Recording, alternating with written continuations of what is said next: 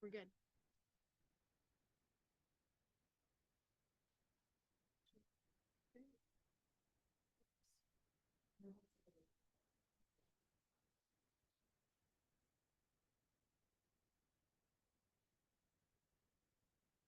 This meeting is being recorded. No.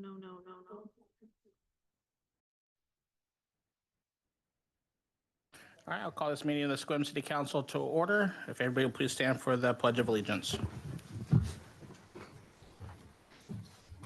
I pledge allegiance To the flag of the United States of America and to the republic for which it stands, one nation, under God, indivisible, with liberty and justice for all. And if the city clerk will please take roll call. Counselor Kathy Downer. Here. Counselor Dan Butler. Here. Counselor Vicky Lowe.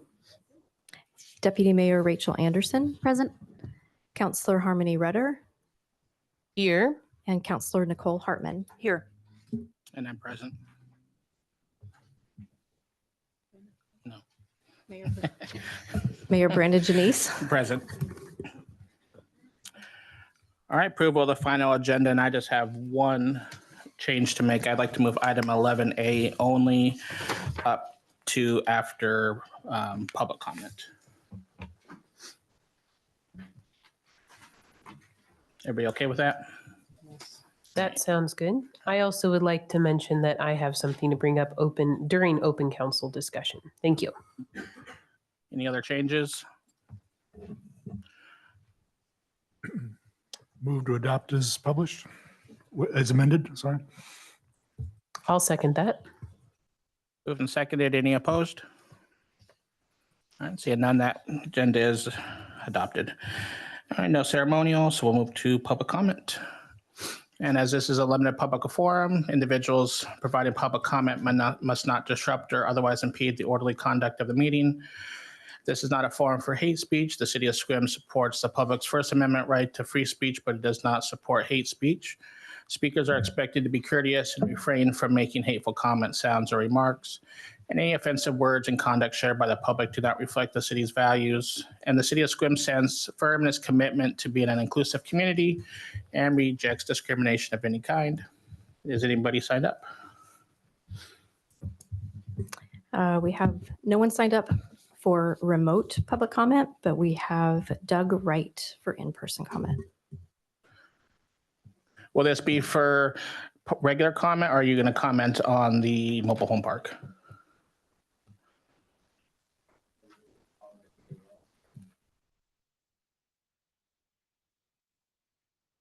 Well, we have general public comment, and then there's a sign-up sheet to provide comment on the Sue's 2025 budget. Oh, isn't there, is that a public hearing or no? Next meeting, okay. Sorry, I thought it was a public hearing. You're good. I thought it was a public hearing for the mobile home park.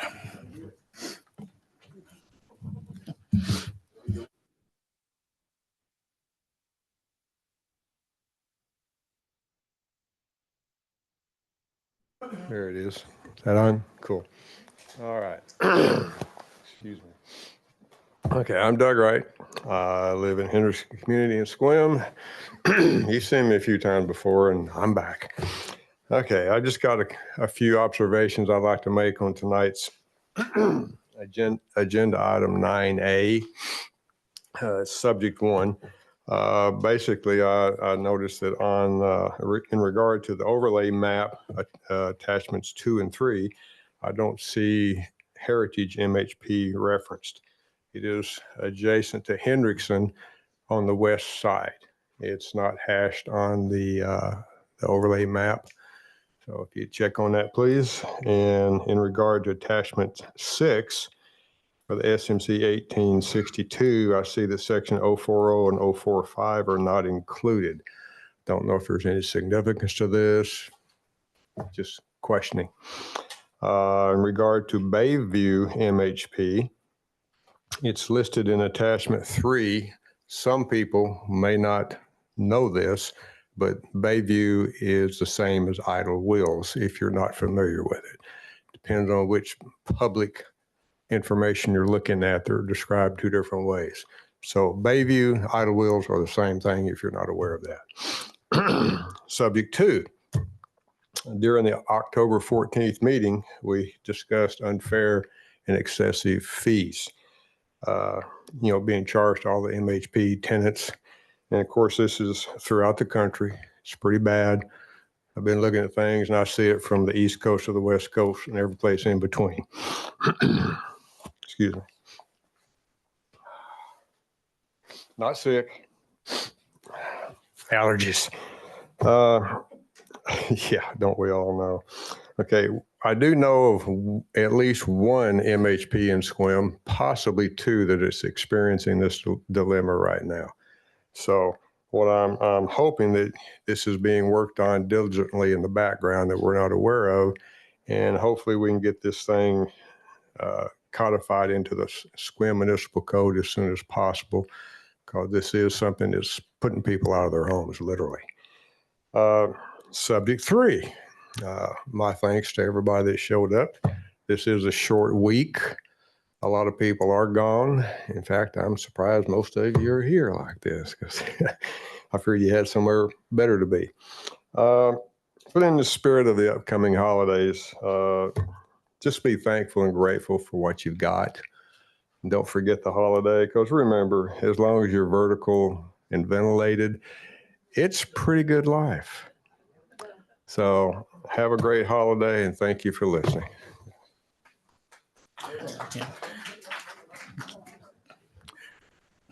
Lindsay, did you get all those comments? Okay. Next in-person comment is Jim Stoffer.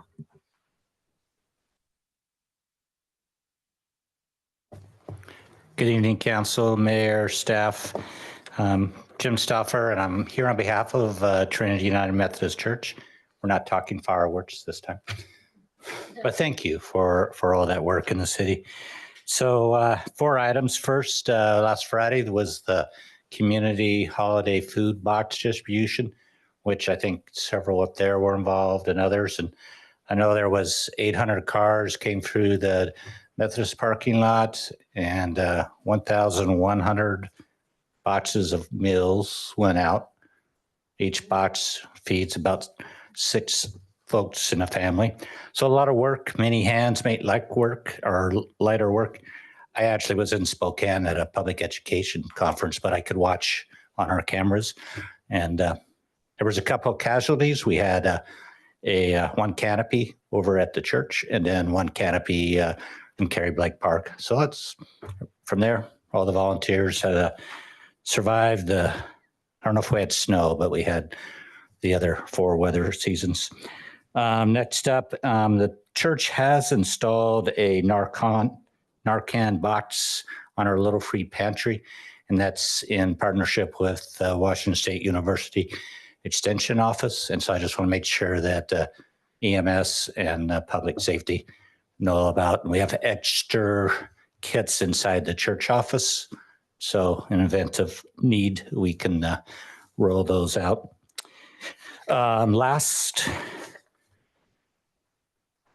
So our mission committee has a subcommittee called the Safe Parking Committee. And through partnership with Serenity House, Peninsula Behavioral Health, the Olympic Peninsula Community Rediscovery, OLICAP, Collin County Health and Human Services, we plan to establish a safe parking program for 3 to 5 vehicles in 2025. What this is that guests who live probably the most vulnerable of our population, so single women with children, transgender folks, we would conduct background checks, and then they would be enrolled in case management with either Peninsula Behavioral Health or Rediscovery. We're still working out all the details on this, but we want to make sure that you are aware of it and staff is aware of it, because we next to the park, other city property. But there's a lot of people involved in it, dotting all the I's and crossing all the T's. And again, it's for our most vulnerable population in our community.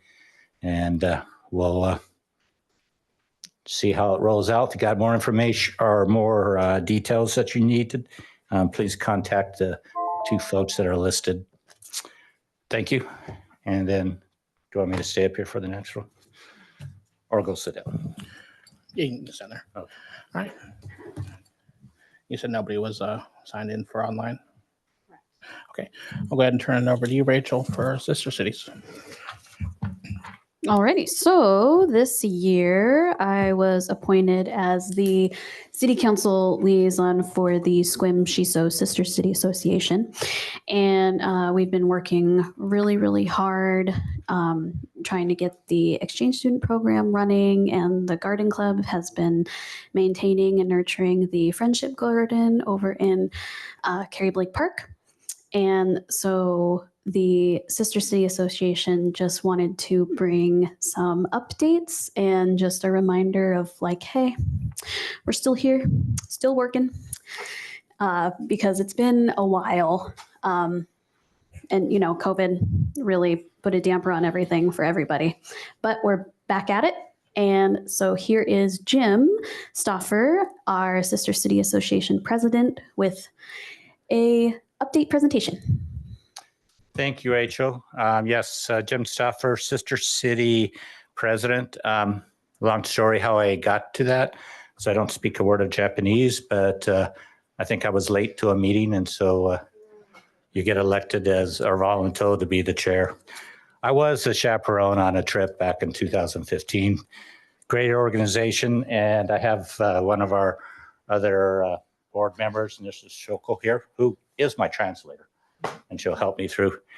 Notice there are some artwork here inside the chamber, and then we also have a display case. And then the big event is over in the park where we have the Sister City Friendship Garden.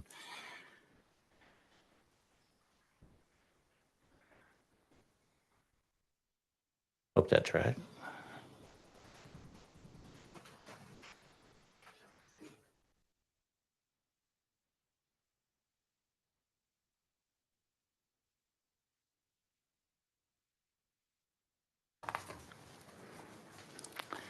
So that's waiting to queue up. So this organization was founded in 1993. So we've had a 31-year relationship with the city of Shiso, Japan, between the city of Sequim. And through those years, there's been a lot of friendship, relationship building, culture exchange, education, community involvement, and commerce. Over in our park, jump to another. So this slide here shows our education culture exchange program. So every fall, we did an exchange program with Sister City schools, and their students, 10 of them or so, would come over to here, spend a week, and then 2 weeks later, we would send students over there with chaperones. And typically these were our 9th grade students, and this is in October. So the year before, they were just in middle school as 8th graders. So a lot of learning and during that time. And we were hoping to reestablish that this next fall, but still with COVID and other constraints with Shiso, they're still trying to come up on their side of the area on their program, but we're engaged in a lot of conversations with them. Shoko here will actually be going there next month and having a meeting with their staff. Interesting thing about the government between there and here is that their assistant mayor is actually the head of education or the superintendent of schools. And then they have the mayor. I don't know, Matt, if you want to become the, yes. No, that would, we want to keep Regan. Let's see, is this going to go? Okay. So some of our work here, we monthly, there's approximately 10 of us meet with, and there's city personnel, school district, and community personnel that meet.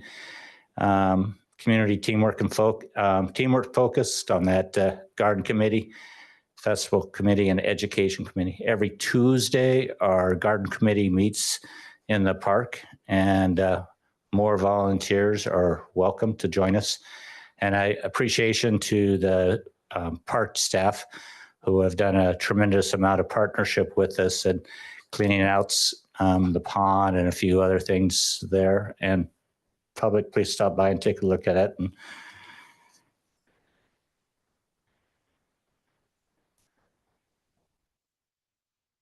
initial funding for our sister city provided for the establishment of the park. There's a stone lantern that was gifted to the city of Sequim by Shiso. And then from there, the city of Sequim allowed association of the space around the pond at Carrie Blake. So I encourage folks to go and take a look at that.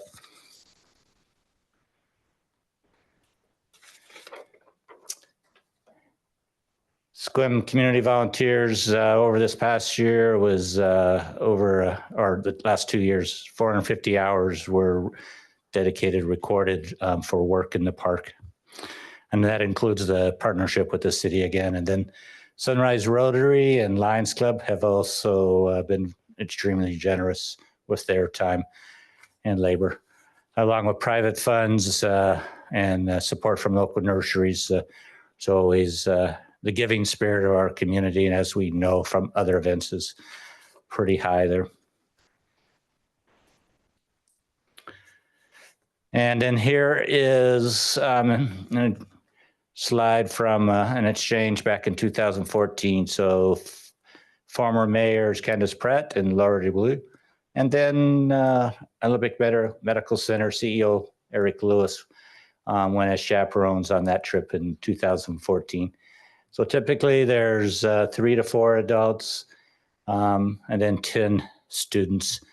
And we try to pair them up always with the students. And then they live in the community in homes while they're there for the week time, and then spend time. And then they also go to school with the Shiso students. And then as they come here, similar experience. The adult chaperones spend time out in the community, and there's always a joint session with the council here and then other leaders. And so hopefully we can get that regoing. So here's a couple of pictures of the students over in Japan. The guy on the far right was what I looked like in 2015 with that. And then over here in the middle is the students when they came over here. One of the few times you'll see me wearing a tie. All right, so as we move forward, as I said at the beginning, we've been spending a lot of time talking with the school district, Superintendent Regan Nichols and staff. And these are some of the things we're looking at starting back up. And we hope to be able to do that in the fall when Shoko goes there here in December. We'll a little details more. What else I got? And then,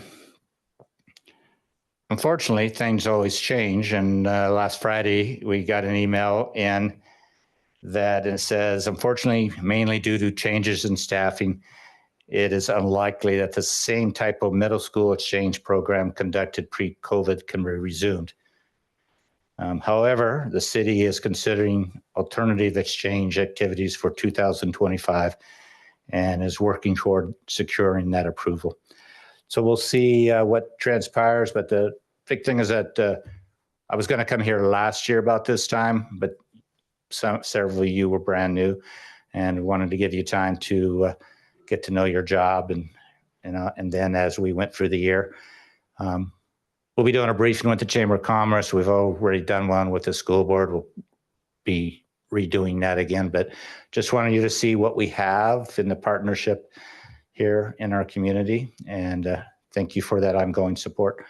if you have any questions, however time we have. Actually, I have a question. It mentions here on the last slide about ideas of website and Instagram postings. Does the Shiso committee have its own page or account? Presently, that's one of the unknowns that we're working with. We do, in which councilperson Rachel Anderson maintains it there. But we hope to grow on that. This school district has a page too, and the city actually has a link in there. It goes to the park. But we hope to codify those arrangements a little more. Yes. Not a question, more as just a comment.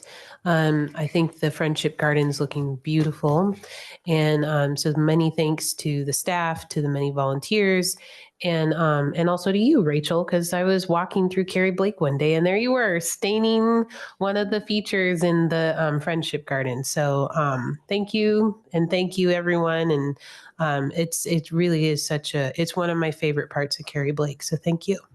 Thank you. We attempted to do some work during the Sequim Beautiful Day, which is in April. And we had those spring showers came through. But we had a collective group of folks that was going to help with that. And it's a little hard to stain stuff when in the rain.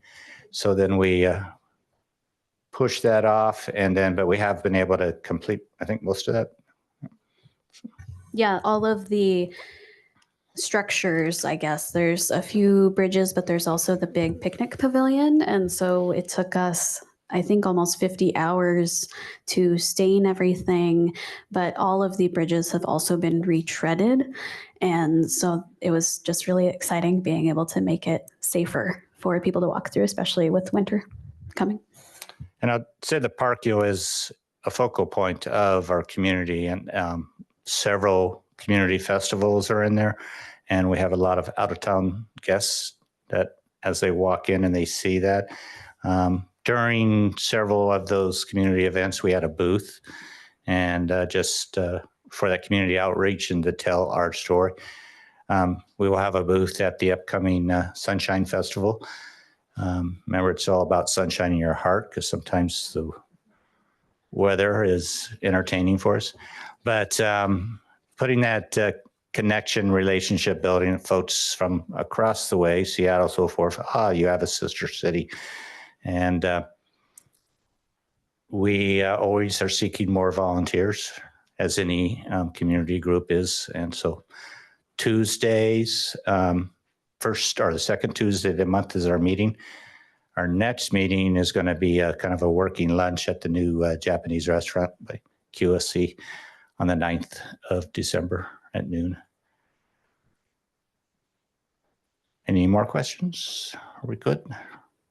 All right, thank you. Appreciate moving up in the agenda very much, and happy Thanksgiving. Thank you.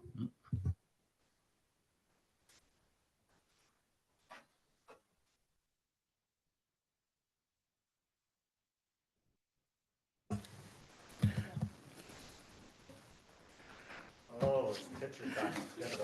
Do we need? Never happened.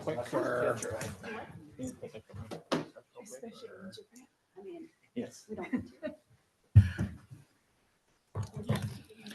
Okay. So to help Shoko prepare for her trip over to Japan to talk with Shiso City leadership, we were hoping to get a picture here so that when she talks to the delegation, she's able to point out who is who, and it really brings everybody closer.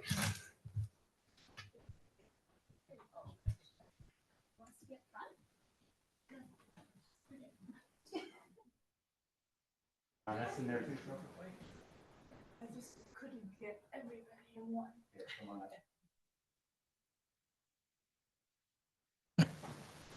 How's that?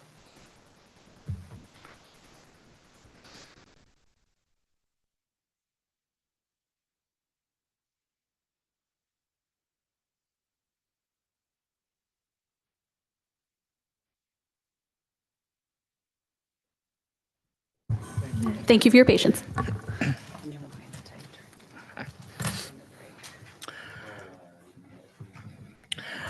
All right, move on to item seven, the public hearing. So I'll go ahead and open the public hearing for the city manager's proposed 2025 budget. Go ahead and turn it over to staff. Ready? Good evening, Mayor, Deputy, and council members. Sue Hagener, Finance Director for the record. And we have been on a long journey to bring you to this final public hearing on the 2025 budget. As you know, staff have been really working the back end and software and crunching numbers since some of us since March of this year. In September, we delivered a budget overview presentation to council, as well as the digital budget book. I hope you are enjoying the experience of going digital on the book. And we've had multiple open public meetings on the topic since then. Tonight is our final public hearing. I don't have any comments other than to say we've gone through some iterations with the budget. These have all been added and updated in the budget book. So that includes the $5,000 seed money for the Gold Star Memorial in the Ruth McCord Park. That also includes an additional request from YMCA for about $42,000 to fund a youth and family navigator. And it also includes some updates to our FTE count to really help us address growth and development and the massive capital improvement program that you'll see in this budget, as well as to try and head off some regulatory changes that are going to make issuing permits a much faster process. Again, that position is not funded, but we have the FTE there if we need it, and we need to, if we have to face the tsunami of building permits that we suspect are around the corner. On that note, I don't have any more comments, and I'm happy to take any questions. Questions?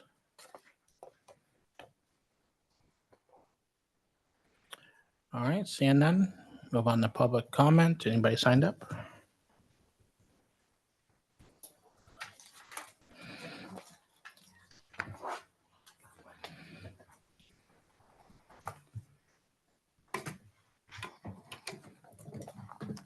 No one signed up for remote public comment, but we have Doug Wright for in-person comment.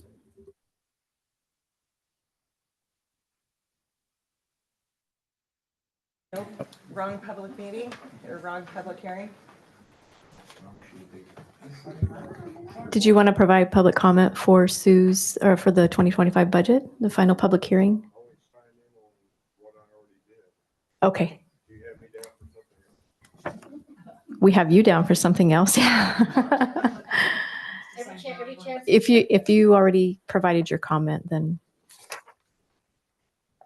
I think somebody signed me in meaning to do the other one. okay. Or if they were here before. I think that's not my handwriting. Okay. Okay, thank you. We have no public comment. All right. Dang it. All right. I thought I was going to get one.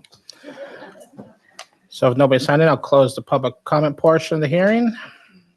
Is there any further council discussion?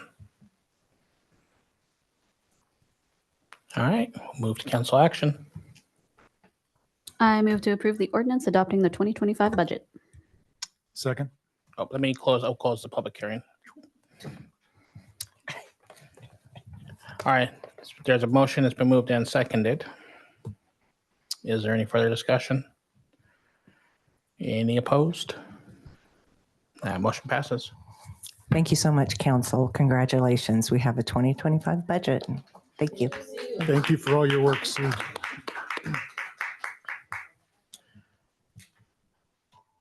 All right, item 9, mobile home park. Do you want to do the consent agenda real quick? Oh, yeah, well, you can say up here, Lindsay.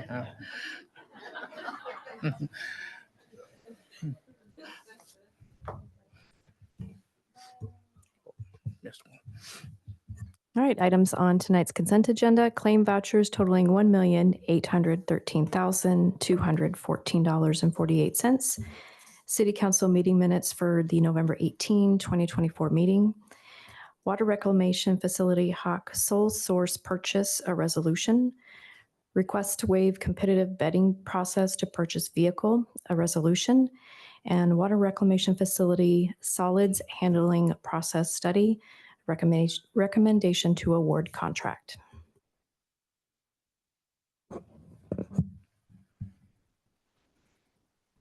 Move to approve the consent agenda as presented. And I will second. Moved and seconded. Any opposed? All right, motion passes.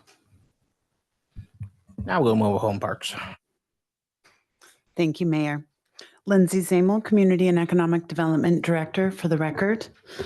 Tonight we have a general business presentation and first touch on the permanent regulations and Planning Commission recommendation for manufactured mobile home parks.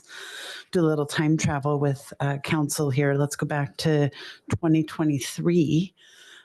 Summer of 2023, City Council first adopted an emergency moratorium ordinance on the redevelopment of manufactured mobile home parks because of the recognition and identification of the need to preserve existing affordable housing stock within the city of Sequim.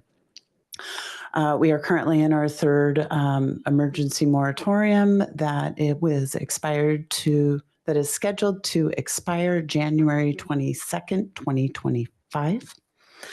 And so tonight, we are here to talk about the Planning Commission work program that went through some detailed and arduous conversations as they determined how to fulfill Council's request for preserving existing and future manufactured mobile home housing stock within the city of Sequim. The Planning Commission met a wide variety of times on the topic over the last 18 months. They've reviewed all Sequim municipal code pertinent to manufactured mobile home parks within the city, identified and reviewed state law pertinent to land use and growth management and the role that land use regulations can play in preservation of affordability. We coordinated some site visits throughout the city of all of the manufactured and mobile home parks with the assistance of our peers at Clallam Transit as a city full commission meeting.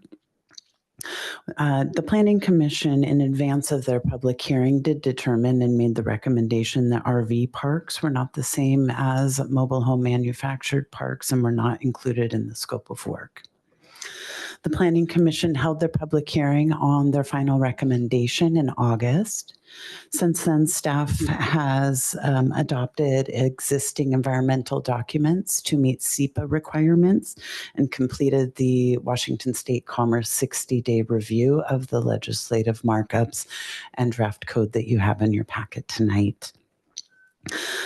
In front of the Council this evening, you'll see a variety of attachments, including the minutes from the Planning Commission public hearing, where we had 3 in-person testimonials in support of the regulations and the changes.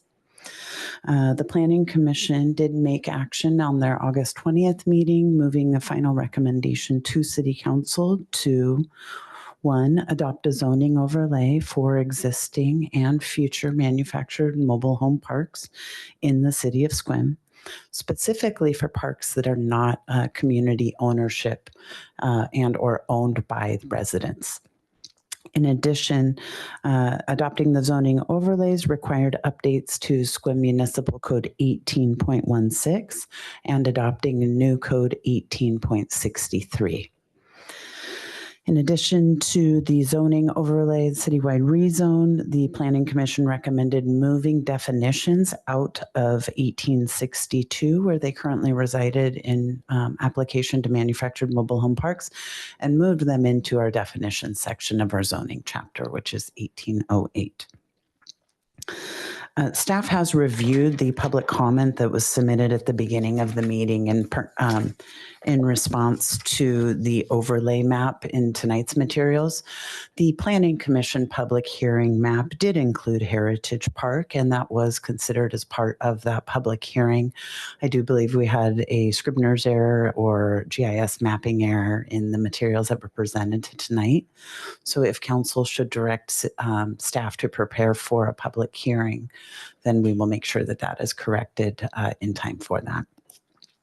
And then the other comment in regards to subsections on attachment 6, there are no proposed or existing subsection 040 or 045 for 1863. Tonight, staff wants to have a conversation with council, identify next steps, whether you would like me to come back with a second touch at the same time as public hearing, or consider a public hearing and second touch at separate meetings. As you're likely aware, we have one meeting in the month of December, December 9th, and staff can be prepared to present an ordinance for final adoption if council requests that of me tonight. A quick question. So is if we go with both of them on December 9th, you also said though that the moratorium is going to expire January 2nd. January 22nd. 22nd. Okay. Or upon adoption of permanent regulations. Okay. So we do have time to do one piece on December 9th if we so chose, and then have another do a second touch and then a public hearing and split them up with the first meeting. If we did one in December and the first meeting in January. Yes. Mm-hmm. Okay. Thank you for clarifying. However, I will also add, though, that if you wanted to do a third reading after the public hearing and second touch, you could do a third reading on the permanent ordinance in January, too.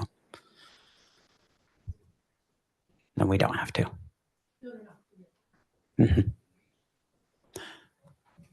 Are we compelled to have a public hearing? Do we have to? Or state mandated because it's a citywide rezone and zoning code amendment. Okay. Under the Growth Management Act. I don't really want to wait to the last minute in case something happens. I mean, we could have an epidemic of flu or a natural disaster or something really good on TV on a Monday night. So I'd rather we just do it the quickest way possible. Okay. Thank you. I would agree with you, Kathy, as long as staff is comfortable. I think as long as the public's comfortable with what staff has proposed, I say, let's do it on the 9th.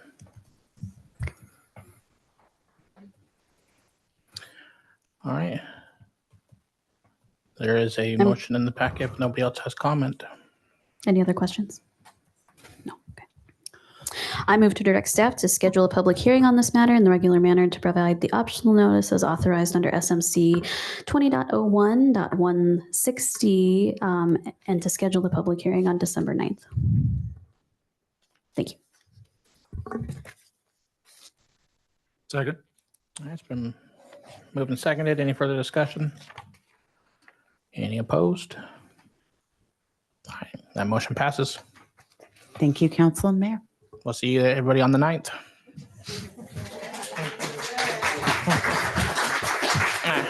We'll give you about Motion to recess. Yeah, we'll give about 5 minutes. Okay.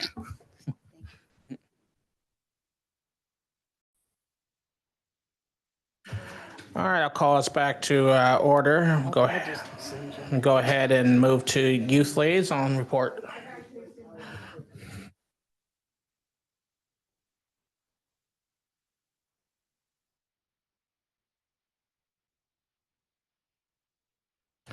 All right. We'll go to start with Youth Liaison report.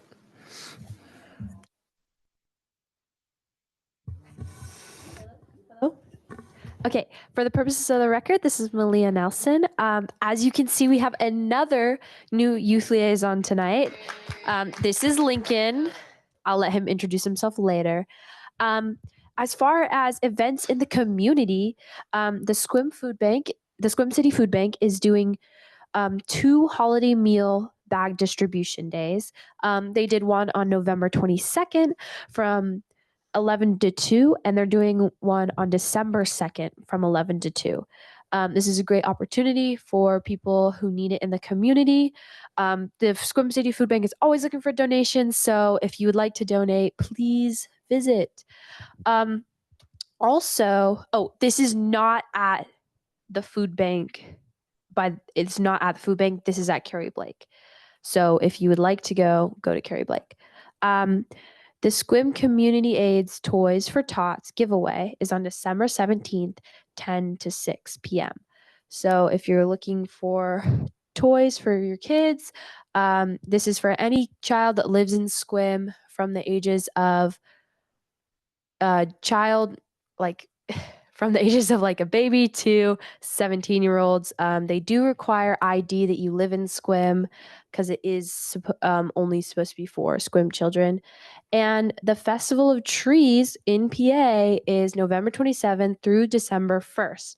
This is an OMC fundraiser, and it's a great place to bring your kids for the community. Here's Lincoln. First of all, my name is Lincoln Forrest. I'm a junior here at Sequim High School. I'm the student liaison on the school board, and I'm also a board member for Joyful Harmony, a local nonprofit organization here in Sequim. Some events going on at the school right now is we are close to getting to Thanksgiving break. That is starts this Thursday, but really half day Wednesday that leads to it. The high school is currently having its Winter Wishes program, which is for giving, how would you describe, fundraise for gifts in the community. We fundraise for gifts in the community, and then we give them out to our students based on a survey system.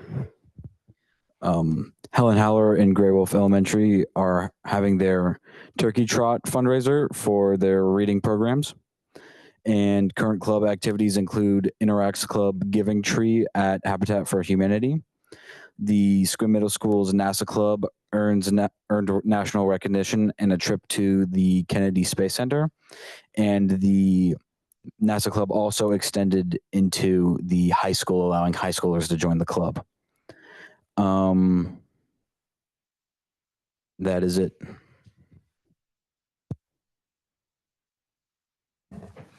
Malia, quick question. I think, did you say December 2nd on the other meal distribution? Because I thought it was December 20th.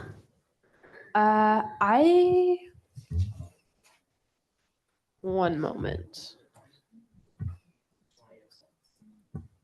Okay, I'm being told it's the 20th. Okay, thank you.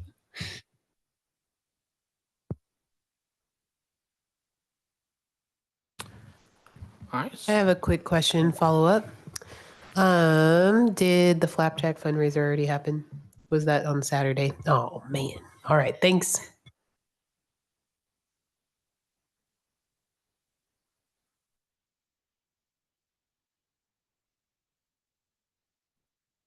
All right, city manager. Excuse me, I didn't hear you say city manager. Thank you, Mayor and council. And Lincoln, I think you've got a voice that might really do well in late night radio. So you might consider a side gig there. Thank you. As you know, I sent out the city manager report early this afternoon. So really to try to follow the model, I can either highlight a couple key things or I can just ask for questions. Any questions? Yeah, thanks again for doing this, Matt. It continues to be really helpful. In the first paragraph or section 1E regarding Flora Acres, appreciate the fact there's progress on that. Is that looking positive for them? Or? It really is. it's county, so it's not ours, but, and the county stepped up. I only found out about it, although Paul's really been helping them in a model to help them get fixed. It's a water and sewer issue that has just decayed and collapsing on them. They don't have the monies to be able to do that. And Paul has, and Nick has been helpful in helping the county figure out a way to do that. It turns out that the state's been very responsive. The Department of Health is very concerned about their water, and the Department of Ecology is very worried about their sewer. So it looks like, and they have been up here, they have walked the site, et cetera, et cetera. So it looks like it's all going to go forward. I think they're going to create a utility tax district or something. What's the name of that? A utility local improvement district. There's the initials. So once that gets done, that will help the county know that the improvements they put in there will be paid back, but they're willing to float the county a low interest loan, et cetera, et cetera. Anyway, the bottom line is both of them will be fixed. It's nice that it's happening at the same time. They're interested in annexing in once, and we're interested, of course, once they fix their water and sewer. And because that will require extensive changes to their little roads, they'll do it at one time, and then they'll have decent roads put in there. They also only have one fire hydrant there, so they can fix that for the safety of the 40 homes that are in there, et cetera, et cetera. And at that point, especially with our oversight and inspections of all the work on the roads, water, and sewer, will feel much more comfortable annexing them at that point.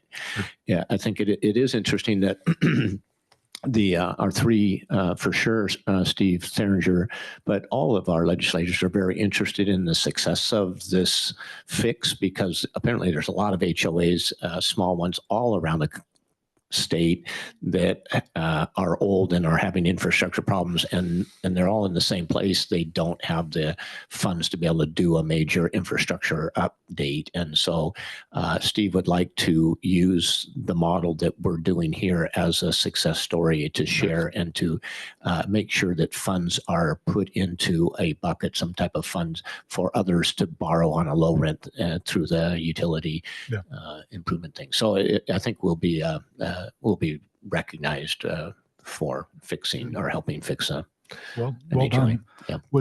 Is my recall that this is converting from a community septic to sewer? It is. So will that sewer, regardless of the annexation, will tap into our? It is. Our water, our sewer. Yep. And improved roads. It's so small that they won't do, the curb and gutter and lighting and all that.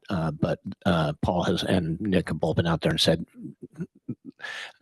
following the construction, they will repair it well enough for us to accept. Yes, Kathy. To clarify, are you saying that Flora Acres will annex into the city? Following all of their improvements that make it acceptable to. But how come Bell Hill didn't, when the water and sewer was extended to them? I have no idea. Purposes of the record, Christina Nelson Gross. Flora's Acres is within the city's urban growth area. So that means that they're already planned by the county to annex into the city. Got it. The details about Bell Hill predate me by several decades, but my understanding is that, and I could be wrong, so don't quote me on this, but I think the Bell Hill agreement predated the Growth Management Act, or was right there beforehand, and they didn't have the same requirements for urban growth areas and annexation that we do today. Because I would think would be a better idea to make them annex into the city so you can tax them than to just give away water and sewer. Not a financial person for that. So I do want to say that there has been some analysis about that once before. But again, Bell Hill is not within our urban growth area. So it would have to be a conversation with the county in order to get that listed and identified as our urban growth area. I'm not going to take that on, so. You're not? No, thank you. And for clarity, I'm pretty sure we're not giving away the water and sewer to Bell Hill. Not what you said? They're paying for it. Yeah, yeah. Paying for it, but we can't tax them because they're not in the city Right, right. limits. Yeah. That's what I'm saying. Okay. Don't give away something that other people want. Thanks. And I'm done if you don't have questions, but I will point you to, we're moving forward to 1B, which is the CHIP grant, and we're trying to finalize some concrete financing documents from Habitat so that we can close that grant with Commerce. And Megan has had ongoing conversations with them on that. 4A, as of today at noon, so that's why I sent this just a little bit after that. We concluded our state audit and flying colors. And so there is an exit interview. If you'd like to attend, let us know. It'll be remote, and you're welcome to listen to the final recommendations or report on that. On 5C, since we've been sitting here, Emily has sent out an offer letter to a candidate, public record. Well, I'm not going to say who or anything because I doubt if we've talked to everybody, but that's exciting. And then under 9, the Public Works, there's several really key things. 9A and probably D. We can talk about in our one-on-ones, but everything's moving forward. Yes. Can we talk about 6A, the decision to move from Zoom to Teams? Sure. When did that happen? Did I miss the meeting? We haven't done it. We're a Teams shop, so and I think Teams has increased their functionality to be the same or better than Zoom at this point, and so we just been testing it out. But are you testing it from a non-Microsoft account, or are you just testing it from the city accounts? Because if you don't have a Microsoft account, I think that's where it becomes a problem for people. I don't. Well, we can talk about it off the line, but I believe the link that goes out, it's just a web browser link, so you don't have to download Teams as an application. I think it's a web browser portal, but. I use both of them. So both have a web browser and both have an app you download. And if you don't have people, especially with Teams, I think with Microsoft too, entering in the app, I think you kind of lose control of who's coming in, and that's where we could have issues like we had before, I think. But I'm not an IT person. No, that's really good. I use both of them, so that's my worry. I always appreciate all of your input, and why don't I send an email out tomorrow with Fred? Fred's running around behind the scenes here, but we'll organize an update or send an email on that tomorrow. I just wanted to make sure we check that out because that was part of our reason, I think, for wanting to be more secure, and I don't want to be less secure. Perfect. I agree. Thank you. Okay, I think that's all the points I wanted to point people to. Any other questions? All right. Thank you all. Happy Thanksgiving. Yep. Any committee reports? All right. All right. Open discussion. I know Harmony had something. Thank you. Sure. Why don't we start with that and see where it takes us. Okay. Good evening, counselors, and city manager, and other guests and attendees. Tonight, I'd like to speak for the trees. Over the weekend, I learned about the fact that there is a timber sale that has been proposed in the Dungeness River watershed. I am planning to do something in my own sole capacity, but felt very inspired to prepare some all of us to consider if we can all come to a consensus about making a statement as a council. I would I'd like to invite you all to consider this letter that I've drafted. I'm sorry that I was not able to go through the usual protocol of submitting it in advance to the agenda. But again, I learned about it over the weekend. Otherwise, I would have definitely made sure that it was in our packet in advance. Would it be helpful if I read the letter as it currently stands? Or I've printed out a copy and have distributed it to council at the beginning of our meeting. I think it was on the dais at about 5 o'clock or so. But either way, there it is. I feel very strongly about this. I think that logging complex and mature forests that are 100 years old in a watershed is a very foolish endeavor, because it diminishes that watershed's ability to naturally replenish the river and allow all of the water system to be in a healthy place. There's a study done by Oregon State University that shows that young plantation forests can reduce water levels during summer months by 50% when compared to adjacent mature forests within a watershed.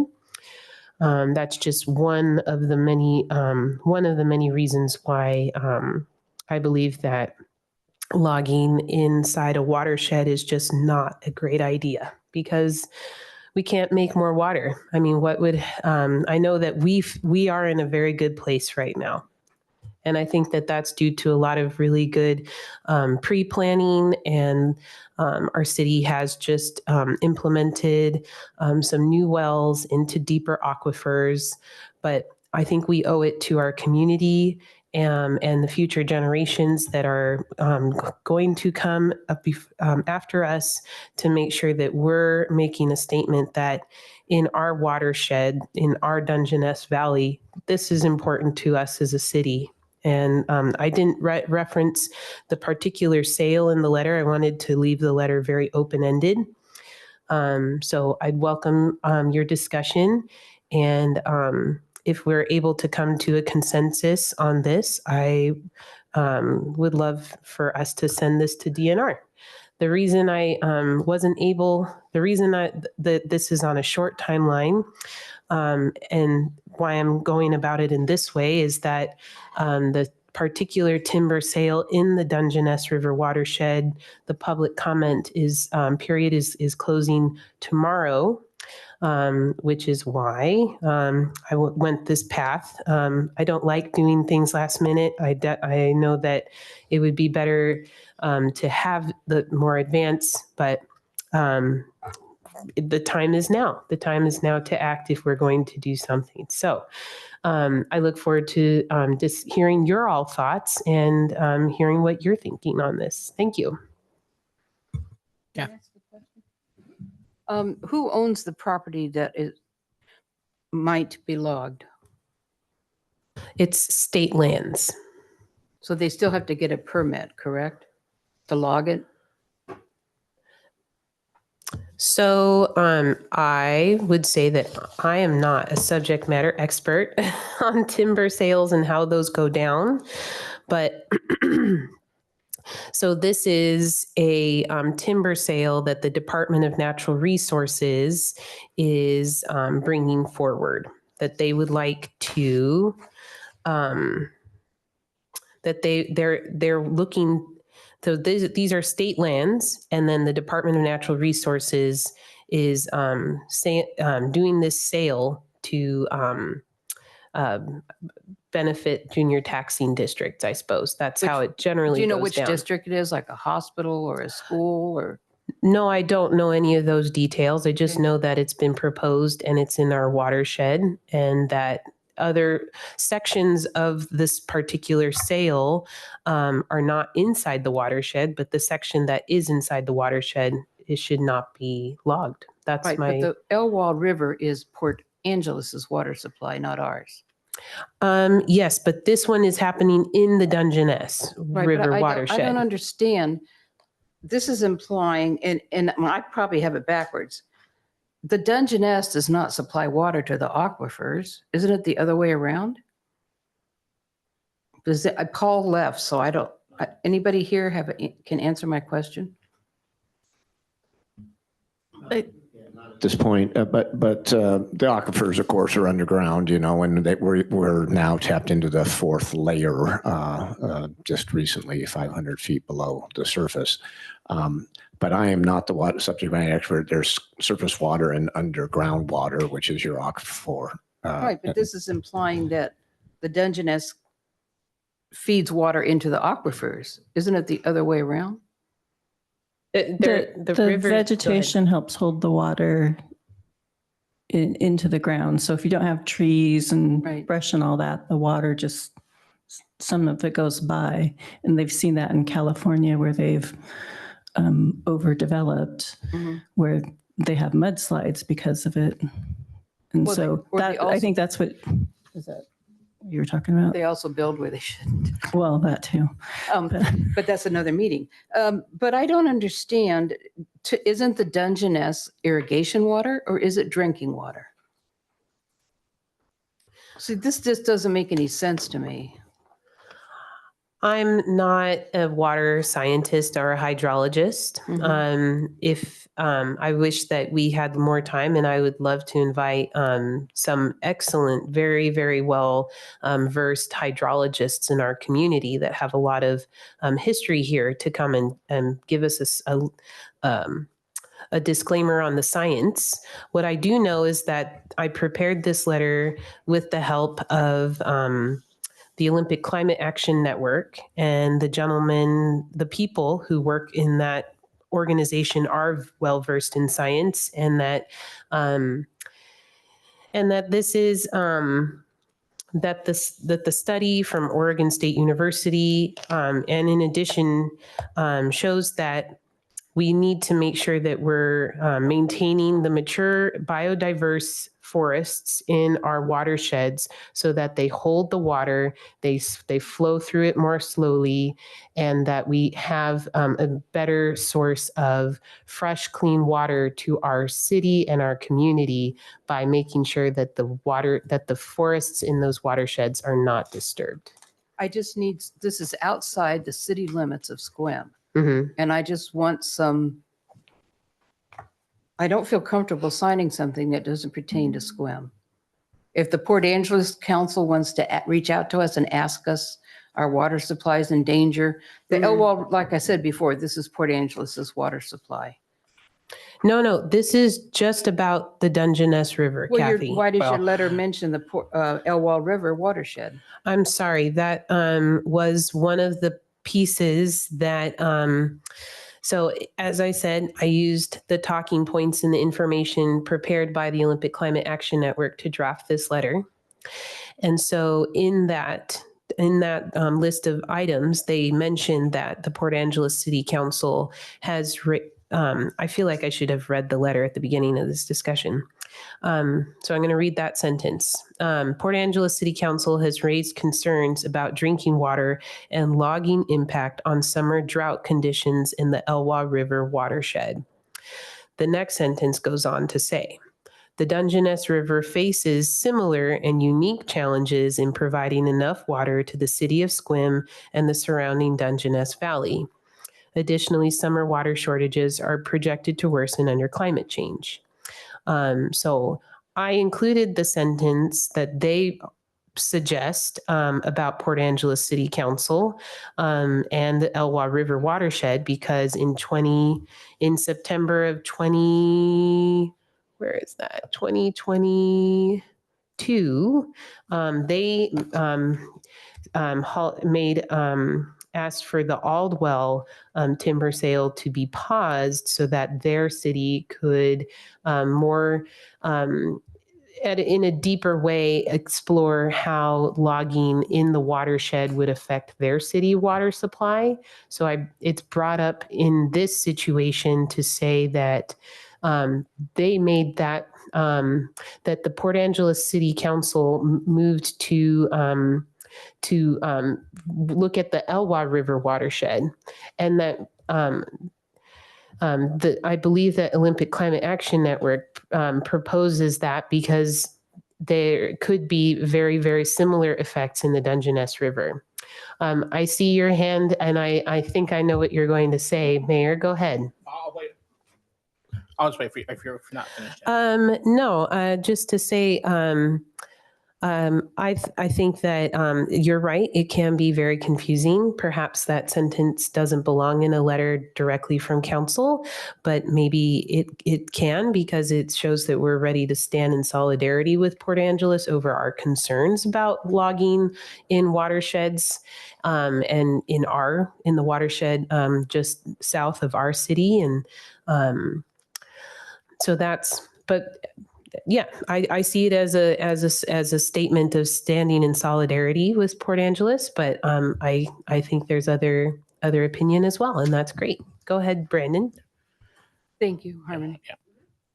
I'll just reflect what Harmony said, that, whether or not this council passes this as a whole, individual councilors can, in their own capacity, comment on it. But when I spoke with Harmony, that was one of the things that we discussed was, making it Sequim focused on that. And I think that's one of that sentence right there. So maybe if it helped if we change that wording to other municipalities and maybe NGOs also.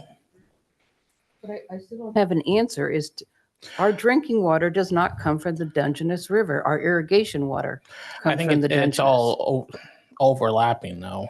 It is. Well, It's somebody all has connected. to prove that to me. Okay. I don't mean to be ornery all the time, but it's okay. No, it's good. Somebody has to explain to me, otherwise I won't sign it. Well, one concern is that irrigation water does come from the Dungeness, but in times of low flow, there's not enough water for the irrigators, and that's why they were considering that Dungeness off-channel reservoir to help mitigate that. Right, I understand. So that would be the connection. That's I the went only out one and that I walked. see. I went out and walked that with the neighbors, and now it's going to be moved a little bit, but it's outside the city limits of Sequim, and it's not drinking water. But some of the farmland is within the city of Sequim that uses the irrigation water, Right. correct? A lot of people use it, yes. But then is there somebody from the farmers that would come to council and say that if those trees are logged, I'm going to have less water? There could be, but like I said, the comment period ends tomorrow. Well, I can't help that either. Yeah. There's actually a forum being held here, I believe, in council chambers on the 10th. That's a water conservation event that they're going to have people from three entities, I believe, speaking on. I've been to the reservoir meeting. No, this is just a one on specifically water conservation Right, and but the drought deadline's conditions. tomorrow, then the Two deadline for separate this. things. Right. Oh, the deadline for this, I see. Yeah, see, that's the issue. And I'm not against it. I just don't like signing things unless I think they're 100% real information. It looks like the auction is December 3rd. So December 10th would be too late or not? Well, Nicole, which entity is hosting that forum on the 10th? But Yeah, it's in our newsletter, I believe. Was that Yeah, your it map? says- So I think it's staff from our city, the tribe, and Wazoo is hosting Wazoo it, yeah. Extension. Yes. Okay. Great. And that's But that's- December 10th at 6 p.m. I think they're just going over general, sustainability. I think the title of it is something about what to do in future drought conditions or something. Just a quick it's point of Councilor order Butler. is that the conservation forum is totally separate from what we Totally. are talking about Yes, right now. So yes. let's reel it in. Councilor Butler. Yeah, thank you. Appreciate this, and I appreciate your dilemma, Harmony, in getting this information late on an issue. I am a little bit with Councilor Downer on this, is that I'm sympathetic to the overall thrust of this, but it just feels like if the deadline is tomorrow, Mhm. there isn't, it doesn't seem practical that we can draft a letter that everybody would be happy with tonight and get it out the door. It's frustrating to have gotten this information. I'm sure for you to have gotten this information so late. So I'm would lean with Councilor Downer that it's not that I'm not wanting to see us do what we can do for conservation. It's just this action tonight with this little notice is not something I think we can accomplish. But individual counselors can write similar letters by tomorrow, correct? It's like a public comment, right? if kind of. If There anyone is. feels so moved. Yes, process. there is. There's folks can go to tinyurl.com/2RWUPDW6 if they would like to make a comment, either as a private citizen or as a counselor in their sole capacity. And Kathy, Can you just say right after the backslash? Oh, sure. tinyurl.com/2RWUPDW6. Can you send that to Heather and then Heather can just send that out? Sure. So that way everybody just has it. Okay. I guess I just wanted to quickly comment, because everybody else did too, of that I am also very sympathetic. I grew up as a feral woods child out in Blinn. And so trees are my home. But that being said, the logical part of my brain, it feels like, well, if it's DNR and state lands, I question how much, if any, an impact of a letter would be from council. And so that's just my concern. I also have like lots of other questions, but I know like I'd have to ask them directly, like, why are you selling the timber? Why this section of timber? Yada, yada, yada. But the comment portion ends tomorrow, so I wouldn't be able to get all those answers and send this out.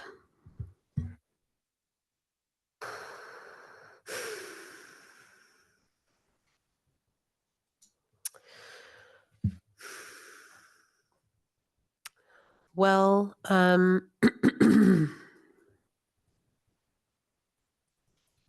would like to read the letter. And then I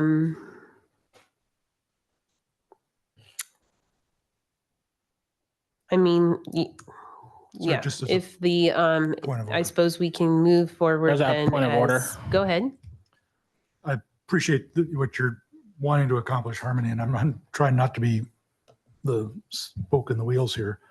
But the letter starts with the Sequim City Council would like to express our concern, and the Sequim City Council isn't expressing that concern as a result of this conversation. You've got a good point. So I'd like to object to having it read into the record. Okay. Okay. Thank you all very much for hearing me out. I will make sure that I take the time to make a comment because I feel very strongly about this subject. I very much appreciate this discussion. Thank you all very, very much for your time. And if folks are curious, you can look up the Olympic Climate Action Network. They are a very hardworking organization in the community, and they this information would be available through those channels as well. Thank you very much. Really appreciate it. Thank you. All right. Anything else for open discussion? I just have one quick thing. As soon as I get everything in order, I do plan to bring forth a proposal for a name change for the skate park in honor of an individual that's done a lot to advocate for the skate park, Mark Simpson, if you don't know who that is, who's worked tirelessly for the youth skate park. So I've been working with his wife, and as soon as we get everything in order, I'll bring forth that proposal with Hannah and staff. So sometime early next year. But anything else? Just a super quick, everybody drive safe during the holiday. All right. I wanted to bring up one other thing in regards to the discussion on reinstating coffee with council. I would like to revisit it at a future meeting. What was that again? I think you were gone at the meeting when this was brought up before. I would like for us to, if we're interested, if counselors are interested, I think it'd be very helpful to hold coffee with council as a listening type session with the community once a month. Not centered around any one topic of any kind, but just as a counselors will be available in the community once a month, and the public can come and have a chit chat with us. Kind of like an offshoot of coffee with the mayor kind of thing. That used to happen? Yeah. Are you where? But this is that's why I wanted to bring this up again. I would love to just kind of see where everybody is on this, and if are you, since you're here now for this discussion, where are you at with coffee with the mayor? I'm for it. It's just my schedule is gonna be up in the air for next year, so it's just gonna depend on what it's gonna look like and but I'll be for it. Yes. Would it be easier for everybody, including you, if we had it as a just an we'd have to talk about it during our council meetings and pre-schedule who is going to be there so that we know who is going to show up, so that there wouldn't be a quorum and all that jazz. But would it be easier for folks if we did it in that way and as a cohesive effort, so that there were it was once a month and who's going to go and that kind of thing? It would definitely be easier. Again, like I said, it's that way we don't have a quorum. Mm-hmm. Mm-hmm. And that way, if, because with coffee with the mayor in past years, generally, the city manager would go, maybe a different staff member had been. So it's up to them if they wanted to continue that or not. And one of the things I brought up at the last meeting was that I imagine people will come and ask questions about things that we are not subject matter experts in. Correct. And so my biggest concern was that I really prefer that it not be a back and forth or council promising things that they can't deliver on, but rather if you have feedback or concerns, bring them to us so we can hear them. Mm-hmm. Especially if somebody can't come to a council meeting in the evening, but like they can come to something during the day. Mm-hmm. If that's more accessible to them. So just wanting to bring up that concern again. Absolutely. Yeah, definitely. I'm right there with you. I'm envisioning like a back and forth discussion with folks.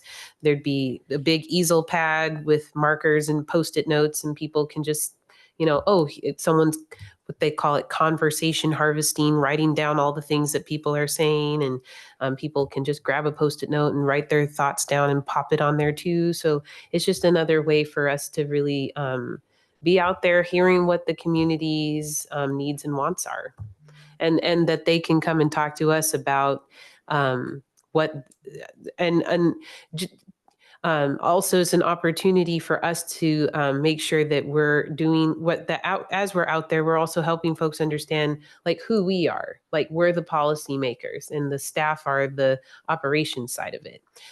Matt and I talked about this a little bit at our one-on-one meeting earlier today. And you mentioned, did you want to speak on that, Matt? Only because I haven't had one-on-ones with all of you since you originally proposed this, but on my list to talk to you, I think several of you I have been able to share. We've had extensive conversations as a senior management team, and there's still a lot of PTSD around some of the previous experiences with the community, and they're really not interested in jumping into your form. And so we'd love to, whatever you all choose to do, but they're busy. What they know, whatever you hear will end up coming back to them probably, but at least it'll be more controlled. And so a lot of them just had a bad experience. And so and it's a lot of work, but whatever. Yeah. So we support you and will certainly help you answer whatever questions you come up with, but wouldn't really volunteer to, participate actively in if we don't have to. And I think that makes a lot of sense. You mentioned perhaps we could, I don't know if maybe it'd make more sense to keep it really low tech, but print out a copy of the slide that you mentioned earlier, just showing like, here's council, here's who Matt is, here's the staff, so that folks just really have a sense of a little framing, as it were, and then we're just there to write down their concerns and document that, and then. Yes, it does create some more extra work, but it's a part of the good kind of work that we do. I typically am available most of the time. So just thinking longer term, I could see you and me being available. I don't know about everybody else, but like you usually do all your like council stuff on Mondays, right? So I don't mind trying it out a couple times and seeing how it goes, but definitely being cautious about it. But yeah, I don't mind hearing feedback or hearing questions, just with the understanding that we may not have answers for citizens in the moment, but that we can ask subject matter experts and then get back to these people. Yes. And then the other piece I was thinking is we could have a couple print, I don't even know, I'm guessing, like what about, 10 to 15 copies of every single fact sheet, like paper copy. So if someone asks that question, we could be like, have you seen the city's fact sheet on this? I do like that. Any opportunity for education, I think, is very important and beneficial.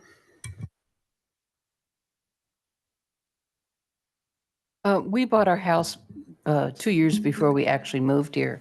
And one of the times we came out to visit our house, I went to the coffee with the mayor at the Black Bear Diner. It was Dennis. It was very nice, previous mayor. And there weren't any papers or charts or anything. He always had the director of public works or somebody with him to answer questions. Nothing was written down. It was just very casual conversation. At the time, it was the MAT clinic discussions. And it was very casual, and it didn't get out of hand. There were some people that I would just say sometimes when people are hard of hearing, they don't know how loud they're whispering. There was 2 or 3 ladies that talked the entire meeting. So I thought he was trying to make a difference. I thought everybody involved was very nice, but I would not take it on at all, because you never know what people are going to ask you, and it's just not something I would do. But I'm sure that you can get somebody to do it. We'll give it a go, Harmony. Okay.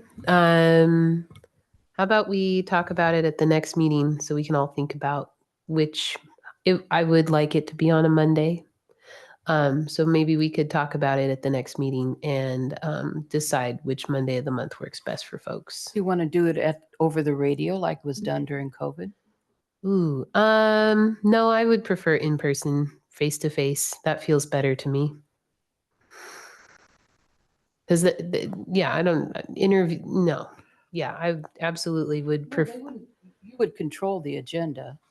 You could pick a topic. Sure. The radio station did not bring up topics. Right. The mayor talked about things. No, two different mayors. No, I definitely want it to be very open and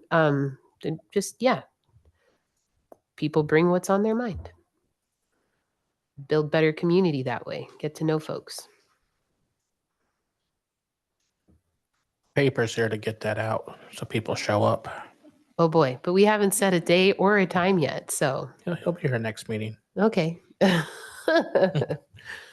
Thank you, council, fellow councilors, for your discussion on this. I appreciate revisiting this. Thank you. Anything else? All right. December 9th or 3rd. Gonna be there, Kathy? No, I can't, not that. You're not gonna prep for your big meeting? No. All right. You're gonna wing it? Can't prep for a big meeting. You're just gonna wing it? Anybody want to be there for the 3rd agenda? Yep. I can't that day. All right. All right. Other than that, next meeting will be December 9th. Kathy's graciously will be hosting And a friendly reminder that it's the only meeting in December. Yep. Don't forget Potluck. your dishes, your potluck yep, dishes. Should we have them here at 5? 5:30? 5:30? Motion to adjourn, unless there's anything else. Not when we're talking about food. Second. All right. Have a good night, everyone. Thank you.